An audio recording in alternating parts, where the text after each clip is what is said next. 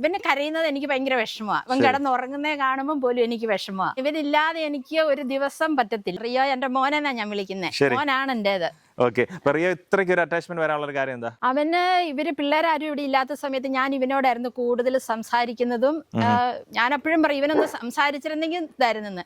ഞാൻ എന്ത് പറഞ്ഞാലും ഇവൻ അനുസരിക്കും. ഒരു ഇതില്ല ഇപ്പം പപ്പ ദേഷ്യപ്പെട്ടിട്ടുണ്ടെങ്കിൽ ഞാൻ പറയും മോനെ ഒന്നും ഇല്ലാന്ന് പറഞ്ഞാൽ അവൻ ഓടി എൻ്റെ അടുത്ത് വരും. കൂട്ടി കയറാൻ പറഞ്ഞ അന്നേരേ പോകും. എവിടെ പറമ്പിൽ കൂടെ പോകുമ്പം അതിൻ്റെ കൂടെ വരും എൻ്റെ കൂടെ. ഞാൻ പറയും വേസ്റ്റ് കളയാൻ പോകാന്ന് പറഞ്ഞാൽ അന്നേരം എൻ്റെ ഒപ്പം വരും. എന്ത് കാര്യവും ഇവന് ഞാൻ പറയുന്നത് അനുസരിക്കും. അത്ര സ്നേഹം ഇവന്. നല്ല ഗുഡ് ബോയ് ഇവന്. ഫുഡും കാര്യങ്ങളെല്ലാം കൊടുക്കുന്നത് ആന്റിയാണോ അങ്കിളാണോ കൊടുക്കുന്നത്? ഞാനും കൊടുക്കും അങ്കിളും കൊടുക്കും. രണ്ടുപേരും കൊടുക്കുന്നുണ്ട്.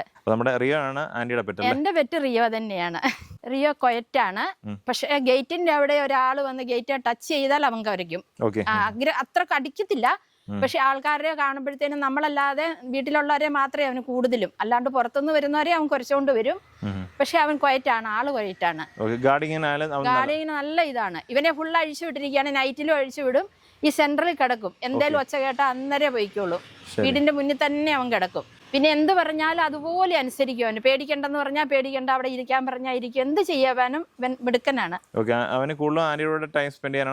അവൻ എന്റെ കൂടെ ഇരിക്കാനാ ഇഷ്ടം. ഇതെന്റെ മോനാ. മോനേന്നാ ഞാൻ വിളിക്കുള്ളൂ.